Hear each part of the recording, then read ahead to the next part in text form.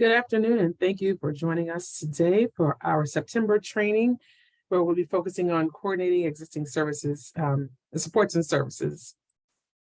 For those of you that are not familiar with Trust for America's Health, I will introduce myself. I am Dr. Cron Phillips, and I'm a Policy Development Manager here. I'm also joined by my dear colleague, Megan Wolf, Senior Policy Development Manager here at TFAH. And TFAH is an independent, nonpartisan public health and prevention-focused nonprofit here based in the DC area. We're deeply committed to advancing evidence-based policy and advocacy with a keen focus on addressing equity. We are deeply committed to improving the health of every community, so our lifespan approach, and making disease prevention a national priority. TFAH, actually, it's interesting timing of today. We produced several reports, and actually one of our reports that actually is not on our little graphic here, but that is out today is our State of Obesity report that is out. I'm happy to share that information in the chat, but the report that we will be discussing, there's a little image of that one today, our rural health brief. So just some logistics for this call. Please make sure that you're on mute. If you are find yourself off mute, I might mute you in the process, but please make sure you're on mute during the presentations at the end. However, we will invite you to engage with our speakers, so you will be able to come off mute at that time. If you have any questions during the presentation, feel free to put them in the chat. The chat will be monitored, and we will make sure to give you an opportunity to either have them read, or you can, again, engage with the speakers yourself. We also will be sharing a recording of this presentation, our training, out to all registered participants. So that will also be shared along with slides. So we will have that information that we will share with you after the training today.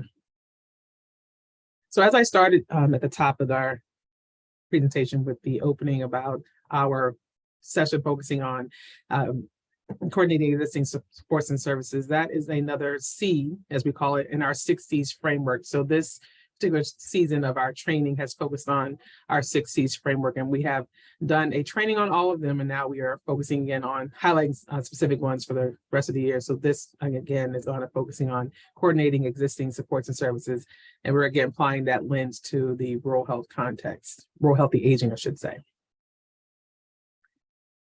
So as we think about rural health and rural healthy aging, we are aware of the challenges, and our speakers will highlight some of those, but we're also going to talk about what are the opportunities to coordinate with across the sectors and build on existing services to offer support to older adults in rural areas.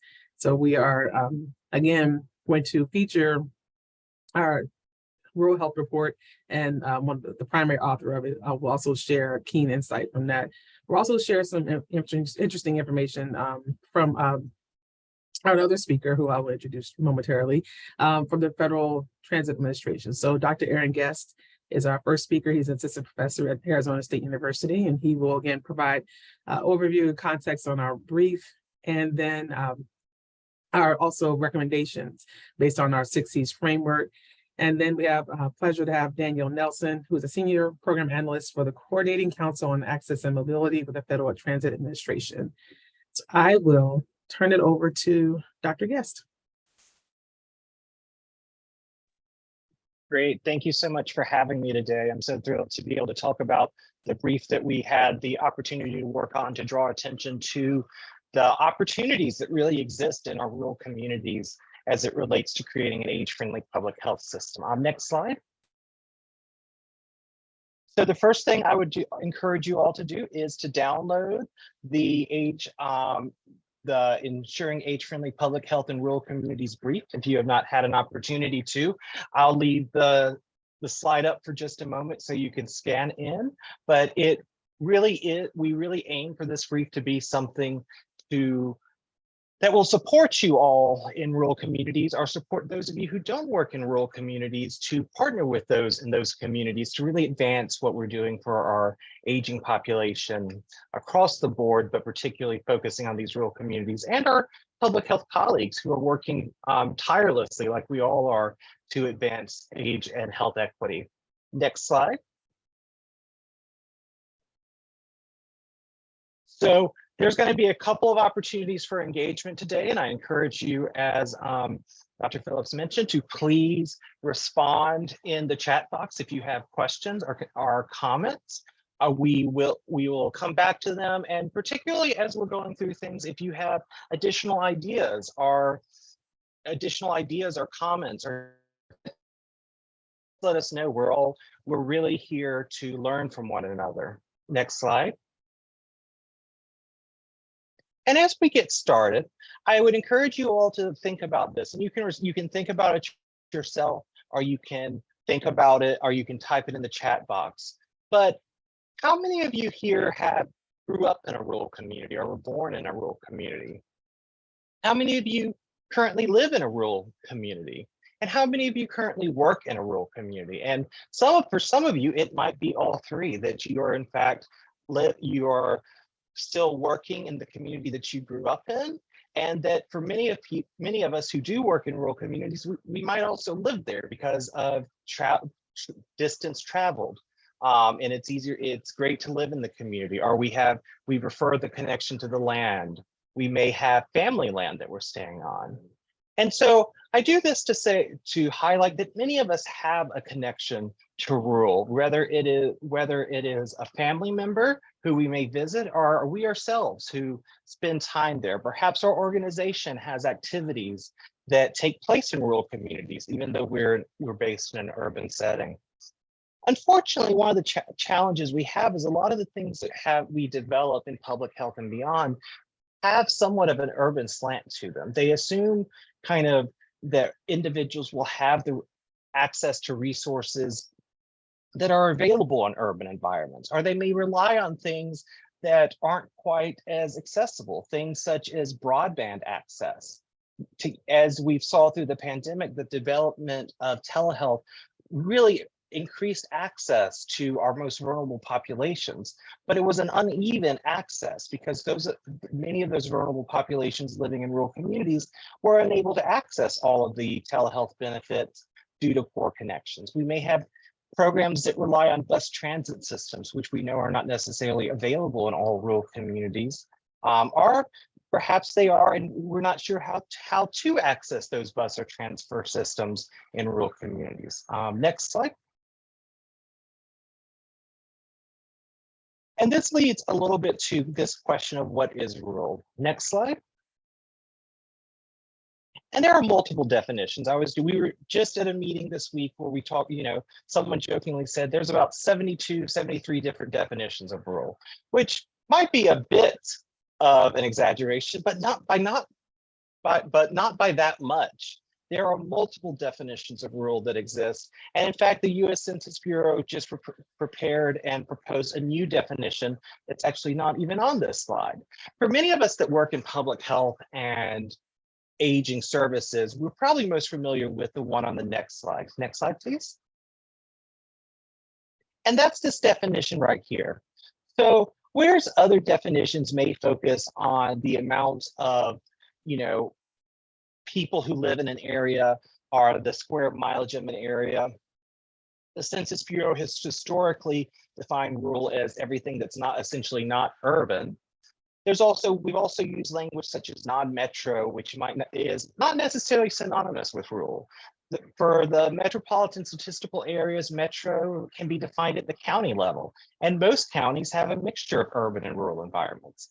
I live in Maricopa County, which contains the city of Phoenix, but also contains many, many rural areas due to the size of the county.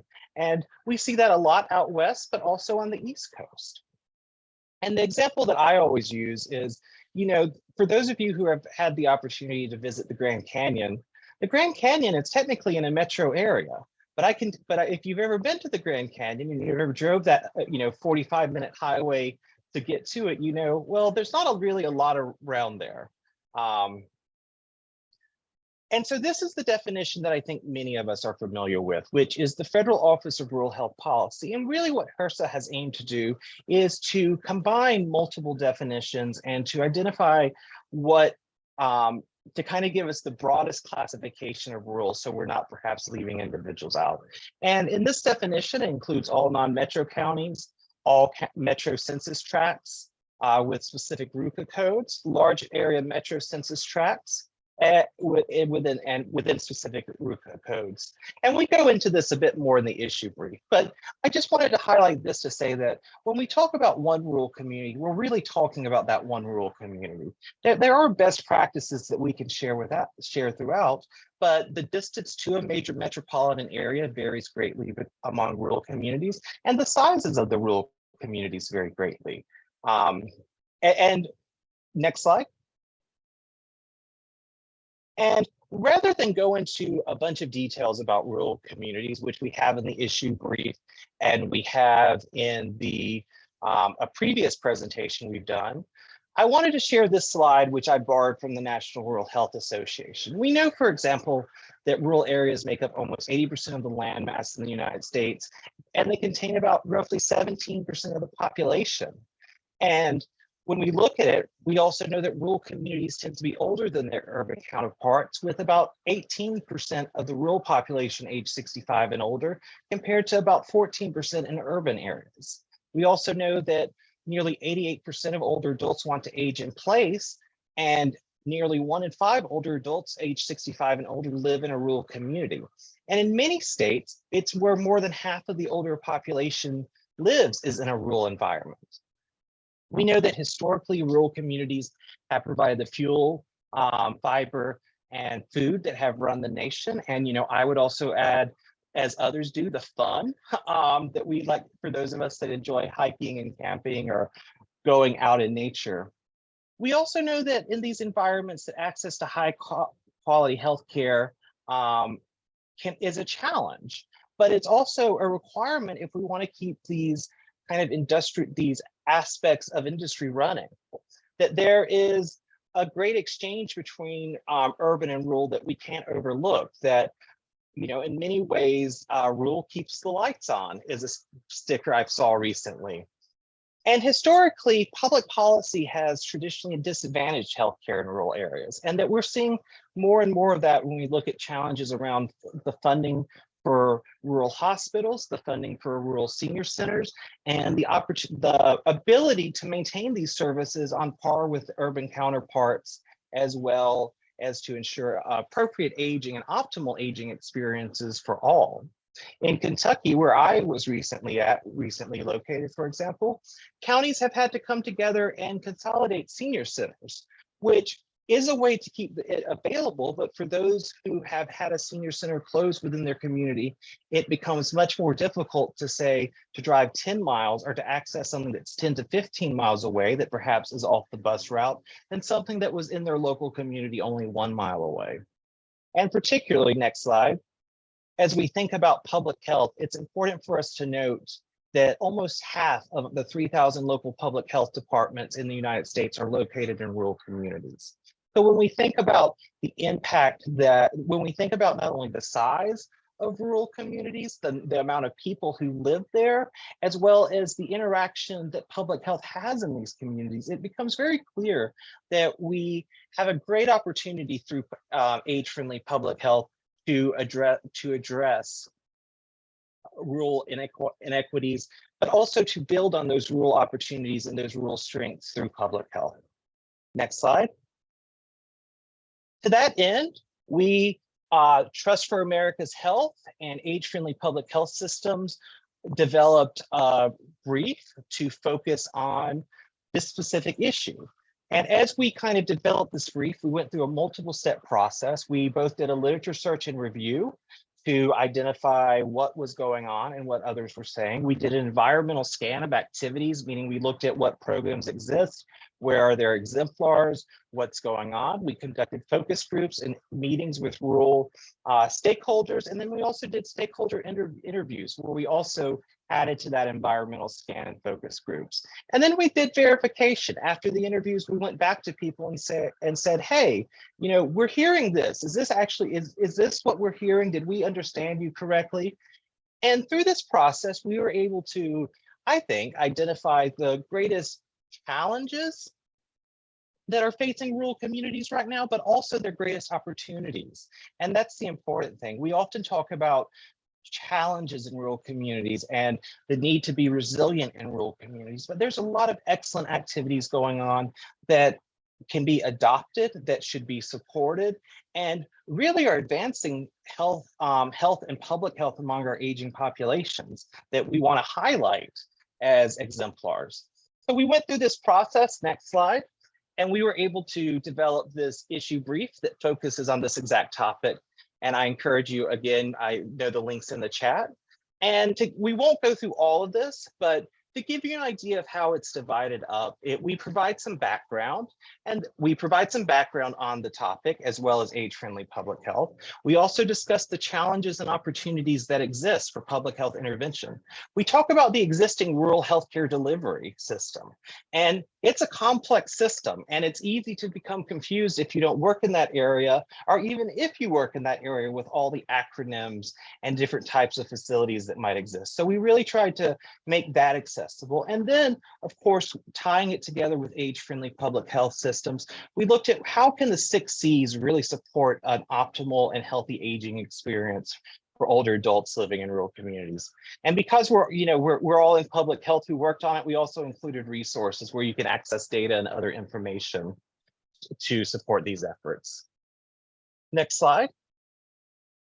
And so I'm going to give you an overview of what we found and where we believe there are opportunities through the 6 C's to really coordinate service delivery and to focus on how the public health sector can promote healthy aging for all individuals.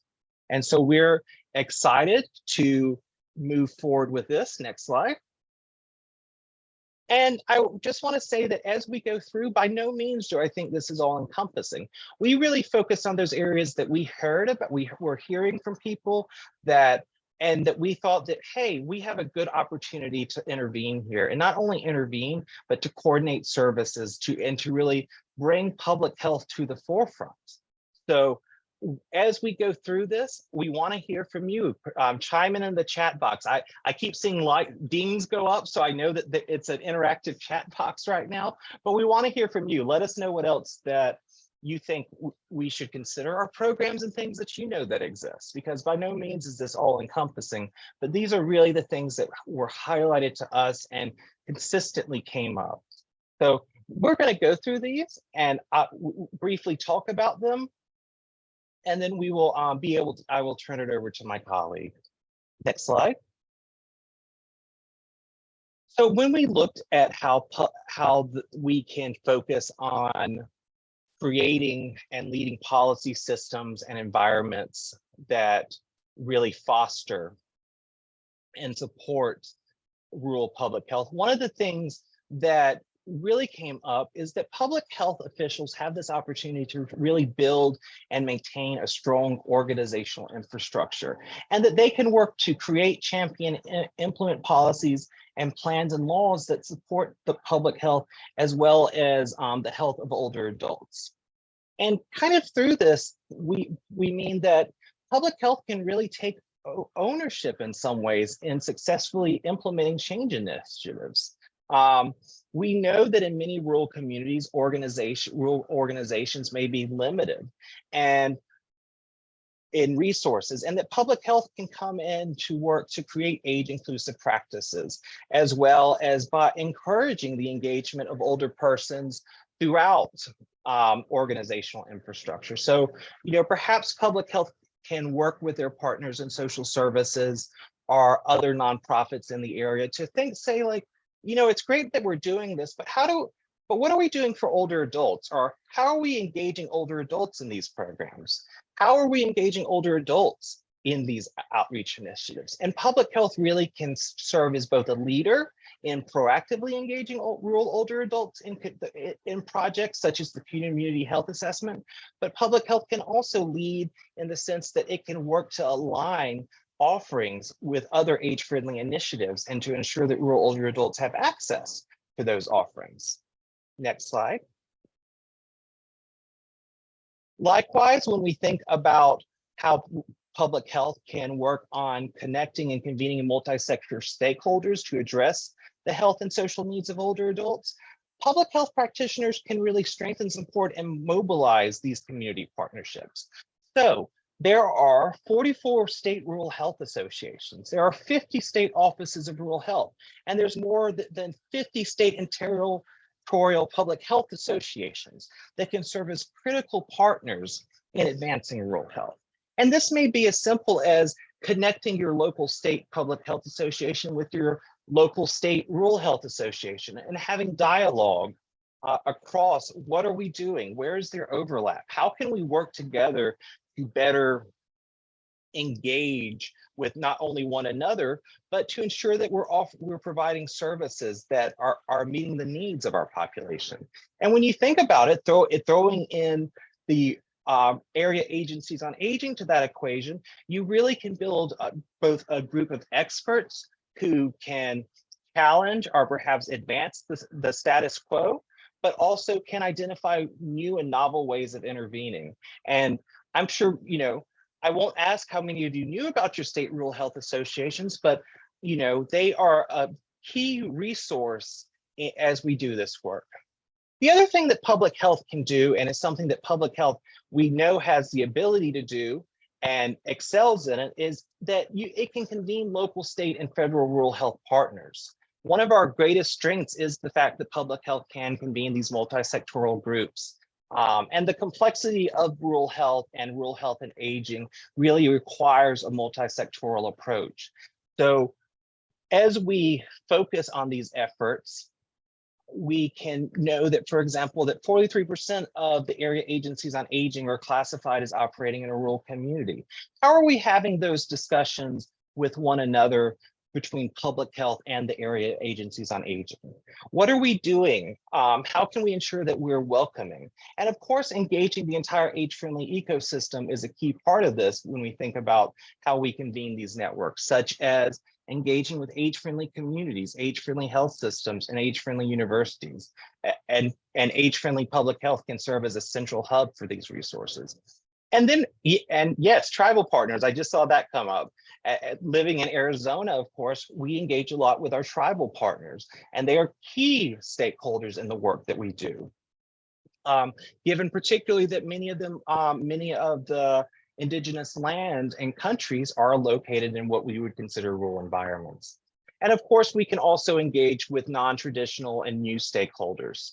So for example, how can we work through our local faith communities to promote health messaging? How can we perhaps use local convenience stores or local diners to provide locations to access health resources, or locked medicine cabinets that are for medical supplies that older adults can access? How could restaurants serve as meeting places to address social isolation and other challenges? And even when services don't exist, how can we use the existing built environment, those organizations, businesses, nonprofits that exist in rural communities to advance our mission? So while maybe there's not a local public health department in a particular small rural area, it's located in another rural community.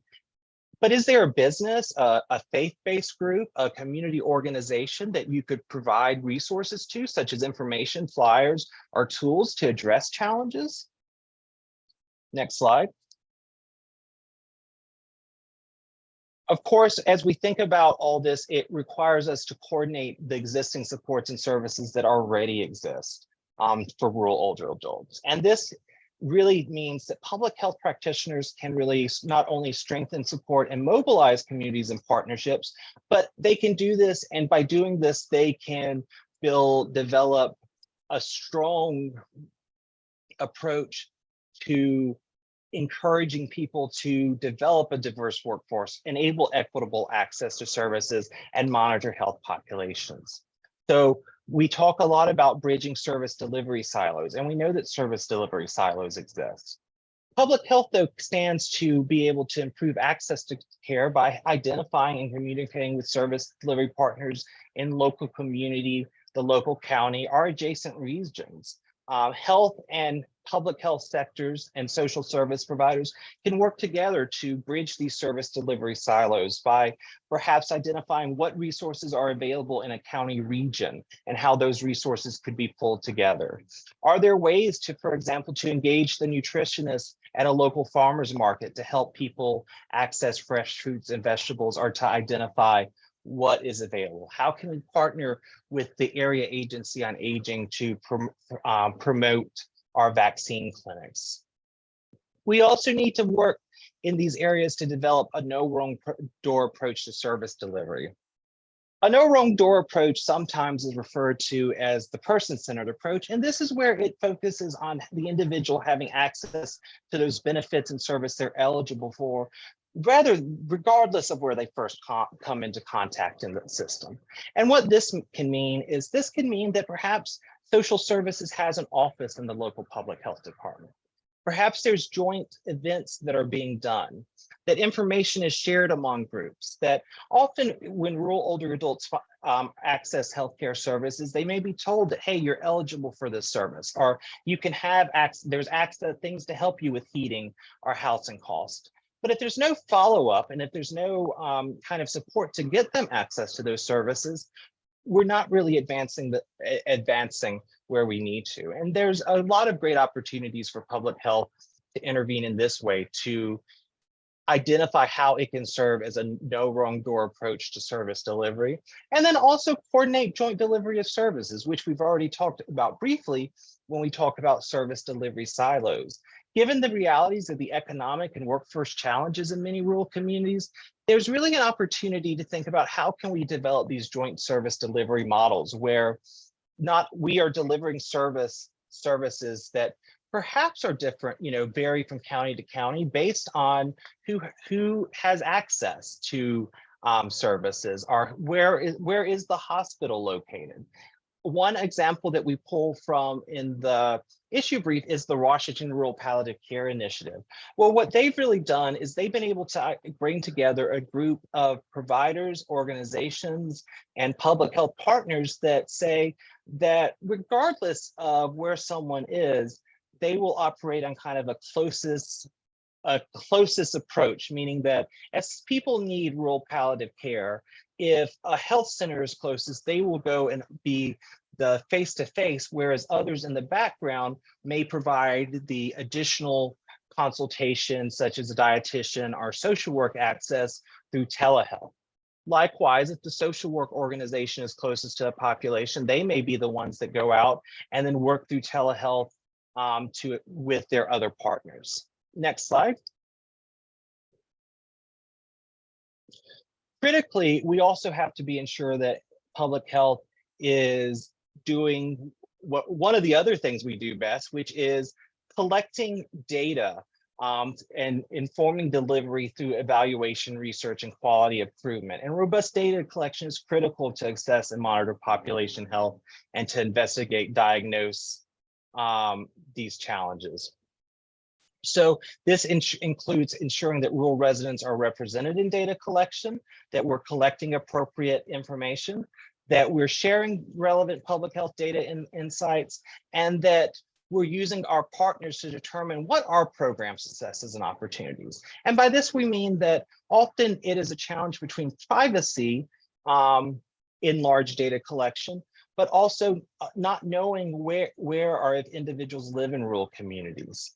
We also need to recognize that program success and opportunities will look very different in rural communities than their urban counterparts. When we think about service delivery, if a mandate says that a program makes successful if it engages with 200 people, we have to recognize there might not be 200 eligible people in the rural community. Next slide.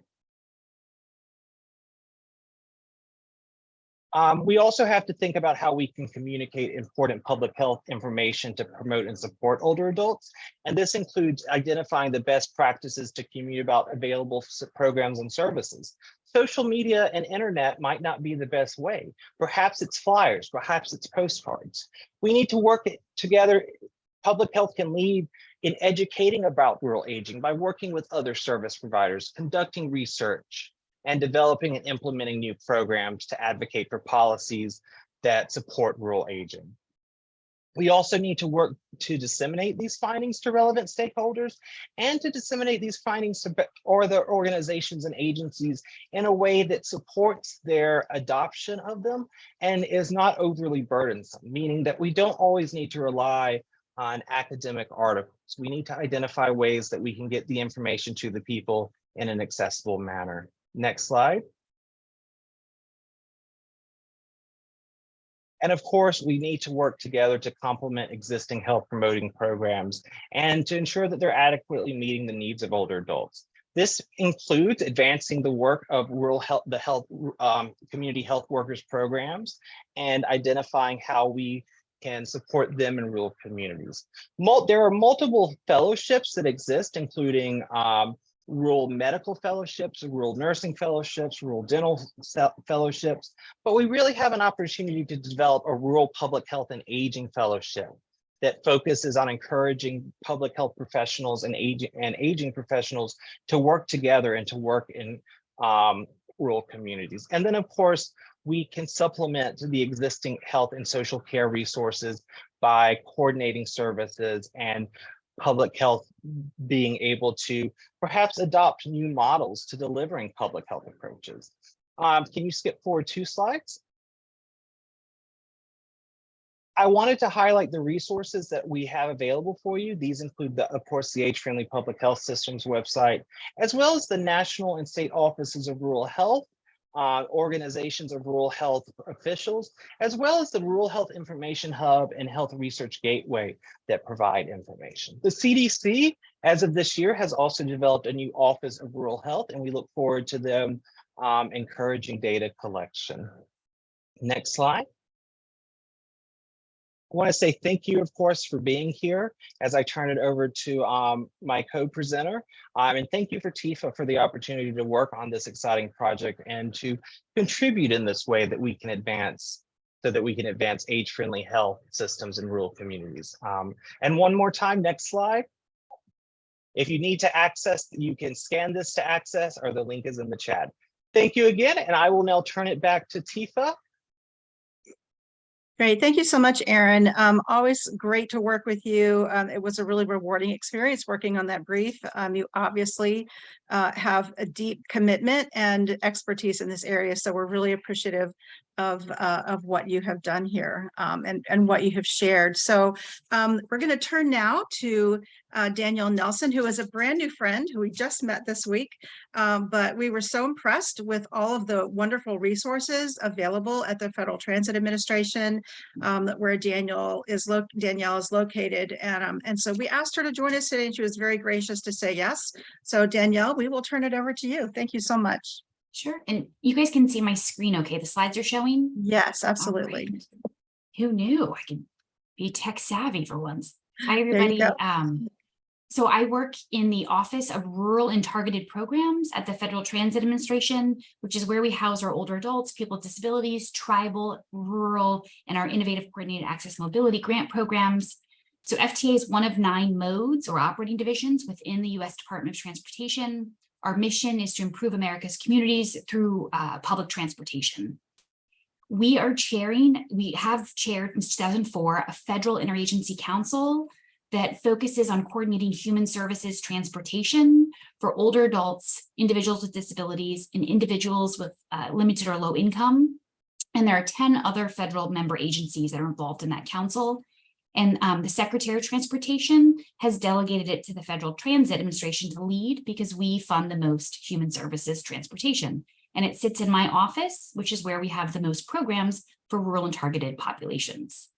So there are 130 different federal programs that can fund human services transportation, the majority of which, 66, are at AFPHS. But I want to be clear that these programs, the majority of them are not focusing on transportation. It's just an eligible expense. So like the CHIP program, it's not the purpose of the program, it's just an eligible expenditure under the program. HRSA's community health centers, through enabling services, you can fund transportation, but again, not the focus. So this is a searchable database. We developed, after the database was developed in 2009, we published a federal fund rating guide where we looked across the statutes of all the programs to see which ones had the ability to do federal fund braiding, which is when you take 2 separate federal programs, you braid the funding together for one project. And I wanted to share a really great example of where this is happening currently. It's the state of New Hampshire.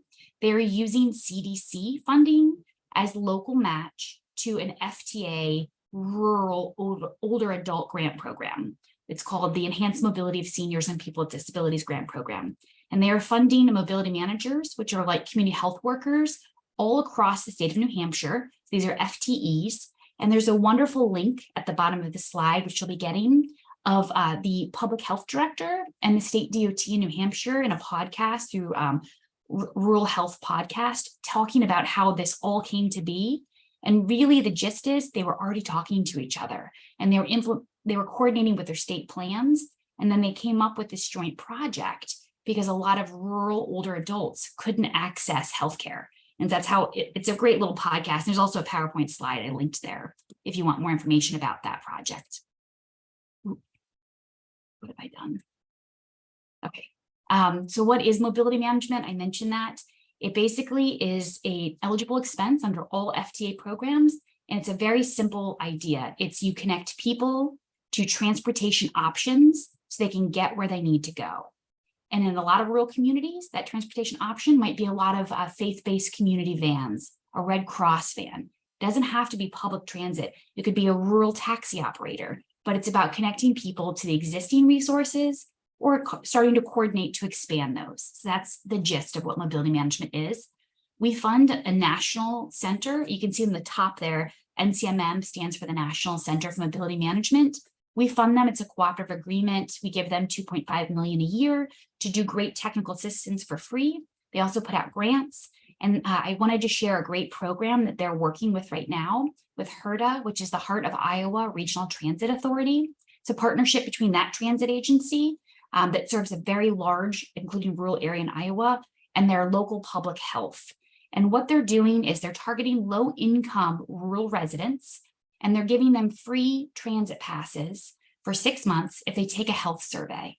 And then in 6 months, they come back and take a follow-up health survey, and they give them 6 more months of free transit service. And they're using it to see where the people are going to better design their public transit to ensure they can get to food pantries and Head Start and all the places they might need to go. So it's a great partnership between our two networks that the National Center for Mobility Management has helped to get developed. Another partnership opportunity, which is hopefully no longer a best kept secret, is incidental use. That's Danielle, I just want to baseball. interrupt you. Want Yeah. to interrupt you for 1 second. We're still Yeah. seeing the slide on the grading example. Oh no. So I don't know if you're advancing and we're not. There we go. Okay, that's incidental. Oh, Now it's I hit this incidental little use. button that says Okay. share. Oh no, let me go back and show you this. So you were still back on this one? There, that's where we were, right? Oh no. Okay. Thank you Okay. for telling me, Megan. I didn't Yeah, no problem. realize. So this is the mobility management slide. This is that great Heart of Iowa Regional Transit Authority information that I was mentioning. And then lastly, incidental use. It's what it means is that all FTA federal funding that purchases vehicles, vans, sedans, buses, etc., can be used incidentally, meaning by another program like a public health department, Meals on Wheels program, whenever it's not in use. And so during COVID, we saw a ton of this. And so these are some photos. The top one is a Head Start field trip. The bottom one is a Meals on Wheels delivery. They're using transit vehicles. The other one is a senior center doing some great outings with their older adults. So this is a great opportunity to partner. There was a wonderful research report. TCRP stands for the Transportation Cooperative Research Program. And this research came out in 2023, where they did a literature review, a survey of transit agencies across the country, and 4 case studies. And I just wanted, and they were looking at where is incidental use happening with cross-sectoral partnerships. And what was really exciting is the majority of it happening in rural communities, because that's where great things happen. And then the other thing was the second biggest partnership was state health. If you see that second bar where it says 35. So transit and rural transit providers were partnering with state health because they're great to partner with. And then the lessons learned that came out of this research was that pre-existing relationships with partner organizations were paramount to respond to the COVID epidemic. Clear communication, including with those partners, was important. And then I wanted to give you a case study. This one was one of the 4. This was in Bay County, Florida. One of their community partners was the Bay County Health Department, and they did a lot of great food access food pantry, etc. Another one was in Lake County, Ohio. And also food access for vulnerable populations was a huge issue. And they developed a 3-phase initiative. This was during COVID for grocery delivery, grocery pickup. And they did a mobile food bank using transit vehicles. And that one is now permanent because it was so successful. That has continued on post-COVID. So that's a research report if you're interested in it. We have multiple technical assistance centers. They're all listed down below there. And it's hard to go to each website. So we developed a coordination library. So if you go to that coordination tackle library up there, you can search for resources like case studies on older adults, case studies on rural bike share. You can type in anything you want and up will pop the resources available. And then when you click them, it'll take you to the Technical Assistance Center, one of the ones below. So instead of having to search across the National Center for Mobility Management, the National Aging and Disability Transportation Center, you search in one place, and then it's a resource that searches across all of our technical assistance centers, as well as the Federal Transit Administration's researches and reports, which we put out quite a few. So that's a great resource. And the last thing I wanted to leave you with is how to find your local public transit. So our National Center for Mobility Management just published this database. All those little pins you see in the map there are the addresses of our grantees. So this is pulled directly from our National Transit database. It's all of our grantees across the country. You can't see Alaska or Puerto Rico or Hawaii, but those are in there if you zoom out a little bit. And what you do is you go to the map, you type in a zip code or an address, and up will pop a pin and you touch it and it'll tell you where the service is. And at the bottom, it'll say FTA funding source. And I'm sorry that this is, again, inside baseball, but 5311 stands for the section of our law for the rural transit program. So it'll say where the funding is, but what's important to you guys is here's the phone number, here's the grantee, call them, the website. And if you see at the bottom, it's got one of two, click the next one because there are multiple grantees. Usually it's multiple programs, like a tribal program, a rural program, an older adult program, all might reside in the same community. So with that, these were some strategies for partnership that we heard in a different meeting I just wanted to share. And that is my presentation. So thanks for having me and I'll pass it back over to you, Megan. Yeah, Danielle, could you pull your slides back up? Someone sure. asked to see that the diagram of the mobility management Yes. again, because it went by kind of quickly. So we just wanted to have a chance to take a look at that again. And then after that, I'd like to go back and look at that last slide you just shared too. Sure. This is just some amazing and very practical ways to help coordinate transportation services. So there we go. Yeah, could you just talk about this just briefly? Sure. So mobility management is an activity that is eligible. So it's a person, it's an FTE, and we fund it at 80% federal dollars, but there's a 20% local match required for every mobility manager hired through any of our programs. So our urban program, our rural, our older adult program, our tribal, eligible under all of those, but you can use other federal funds as local match. You can also use in-kind. So you could, in Paris, Texas, they are hiring mobility managers and they put them in the rural hospital and they give them a little office space, and that in-kind donation for that where the person sits is the match for that mobility manager. Wow. So it's very often that you'll see that. The VA has mobility managers at a GS-12. We don't fund them, but they've embraced this and they use our technical assistance center to provide training to their mobility managers.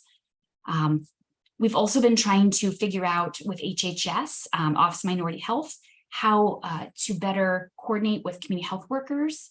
One of our grantees has done a training. They used our funding to develop a training for community health workers to train them as mobility managers. So that's something we're trying to explore more. Great. That's awesome. Yeah, that Nancy Newberry says, thank you. I thank you too. I think there's a lot of information here that people aren't aware of. You know, we're just not aware of it. And so I think it's really important to get this out.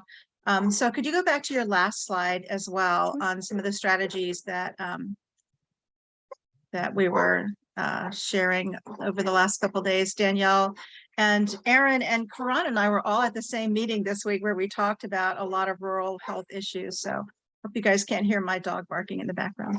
But yeah, if these you could just go through these a little bit. Yeah, thank you. These come from the National Rural Transit Assistance Program. So the director of that program, her name is Robin Phillips, and we did a presentation with CDC. It was a CDC public health training in June. And so Robin had asked the rural transit program directors, she has a monthly meeting with them.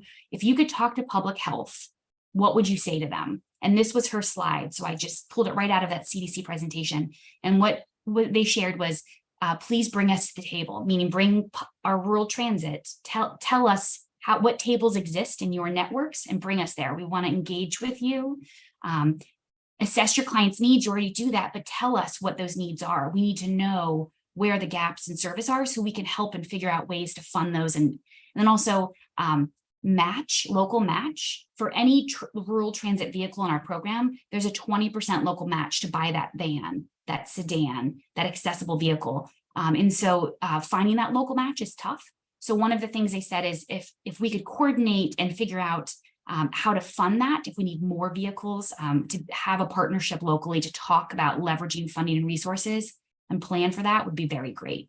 So that was some of the input that we heard from our rural transit directors. That's so helpful. Thank you. Mm-hmm. Okay, so at this point, we're going to open up for questions. So Danielle, if you go ahead and take your slides back down, we may ask you to bring it back up again. Aaron, yours too. We're not sure, depending on the questions that folks have. But come on off mute. Show us your face if you feel comfortable doing that, and ask questions of our wonderful guests here today. So much really good information.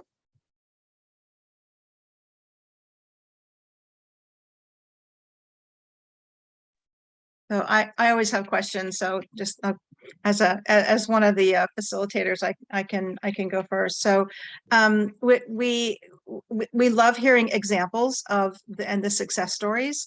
So for both of you, for both Danielle and Aaron, thinking about the local public health department, what are there specific examples you can? I know Danielle, I think you've talked a little bit about some of them, but in terms of coordinating the efforts to help get older adults the services that they need in rural communities. That's, one of the biggest obstacles that we have. If you have additional examples that you can share or best practices. One I would say is around complete streets. Is that familiar, the term to you all, complete streets? So it is to me, but it might not be to everybody. So in the bipartisan infrastructure law, there's a lot of funding, and it's now there's a federal, there's a waiver for local match. And what it is it's money that goes to plan projects, usually infrastructure like sidewalks, paths, to help people safely access important destinations. And there's a great example from a tribe. I'm actually going to see if I can share my screen and show this. It's an example of a tribe that I guess I can't without taking this down, that had an issue with getting people safely to their casinos. And it was people biking, and there was traffic, and it was very unsafe. And long story short, they used complete streets to build this long path down a very busy road, and it was set aside and had lighting. And what actually ended up happening was it's getting used now for a lot of safe recreation for older adults who had not previously had a place. And so it's just an example of it was started for business to get people to the casino, but the outcome was that the community is healthier. And it's a great video about the tribe talking about how they now are planning to do more, and they're bringing public health and older tribal elders to the table to decide where to prioritize their next project. So I would just say there's this money that wasn't there before. It's at 100% federal share. So it's a great opportunity for public health and aging to talk with your DOT about where to prioritize those rural infrastructure projects where there might be a lot of older adults that would love to be able to walk to certain places safely if they only had a sidewalk or a path to do so. That's really helpful. Yeah. So if you could share a link to that video with us, we can include that in our follow-up email to our registrants here. And I just wanted to also add that is a great example of how, when we think about making a community age friendly, it's friendly for all ages. And I think that's a really good example of that. So Aaron, I'll turn to you for additional examples. Yeah, I think one that I we talk about this one in the issue brief, is I think Mississippi's really done a great job kind of creating age-friendly champions, and basically in some ways developing a community health workers program that engages older adults addressing the health challenges and opportunities and facts of aging that individuals in their community experience. And so by providing toolkits and resources to people in the community who might go through a small training and kind of become a age-friendly champion, age-friendly mentor, they're able to really get information out through novel ways that perhaps we wouldn't be able to, target to. So for, example, perhaps a group of gentlemen who meet for coffee every day at the local diner, and one of them goes through the training and has access to information about a condition that one of their friends might be experiencing but not know, and isn't able to share information about diabetes or changes in vision. And so that's one of the ones that really stands out in my mind, kind of developing these local solutions to disseminating and sharing information. Thanks, Erin. And I think that also points to how important it is that when we're trying to reach older adults in rural settings, that it's important to find people who can go in who are trusted, right? Who either look the same or speak the same language, or have the ability to really connect and make a connection with the older adults in rural communities. So appreciate that. Thank you. Any other questions? Danielle, thank you for sharing that link.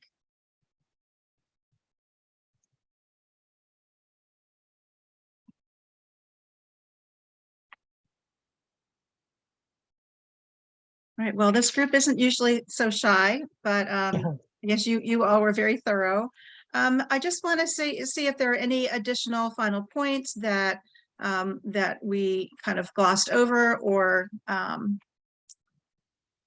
I just wanted to quickly, am I sharing my screen? Okay, great, thank you. Is it showing the screen? It is, yes. So for complete streets in the bipartisan infrastructure law, can you see where I'm highlighting older adults? Yes. So I just wanted to note Congress explicitly called out older adults as a target audience for users of the funding that's being put out. So it really is, I don't think that connection is being made at DOTs. So it'd be really great if you all, the experts in aging, helped the DOTs understand these projects should be prioritized with older adults and aging in mind. So I just wanted to just make that connection. I put the slides in the chat. Wonderful, thank you. Yeah, that's really helpful. I agree. I think that there's still a lot that we're learning about the resources that are available and how to partner. So, our focus today on coordinating, it's coordinating programs and policies as well as people. So I think this is really super helpful. And it's the first time ever that there's a waiver of the non-federal, the local match. So it's the first time it's 100%. So it's a great opportunity to invest in those communities in a way that hasn't happened historically. Really appreciate that. So we do a monthly blog series along with our training that kind of aligns with our training. So we'll make sure and include that information in our blog and in our newsletter as well, because I think that's information that just needs to get out there so people are more aware. All right. Any other final thoughts, Erin or Danielle? No. All right. I would say yes, and I please reach out if you have questions. I saw a few requests for emails, but thank you all for attending. Thank you. So I will turn this back to Karan to wrap us up. All right, thank you, Megan. Thank you both, Dr. Guest and Danielle. I learned, I always learn something new every time I hear Erin talking, and Danielle, all of that was new. So it was really, really great to hear all those resources. I'm excited to share those out with our attendees. Just to close us out with a few takeaways. First, our podcast is live. Last month we teased it. This month it ended up going live shortly after our last training, but it is live if you have not had a chance to check it out. We're QR coding you all today, but here's a QR code to access it. It is also available on our website, afphs.org under Get Involved. So our podcast is live. We're excited to share, and we're going to be preparing for our second episode very soon.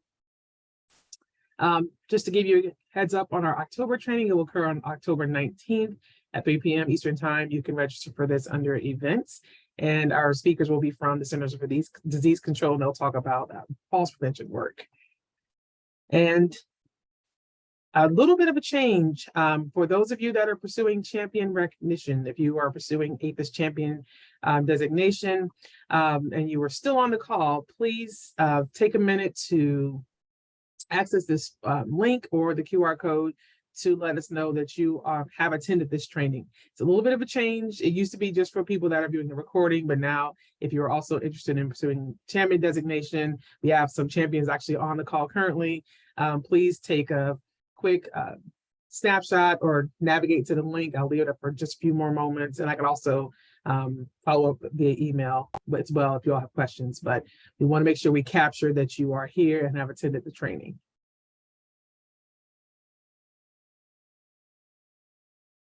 And that is it. If there's any questions, as always, here's how to reach us. And thank you all for attending today.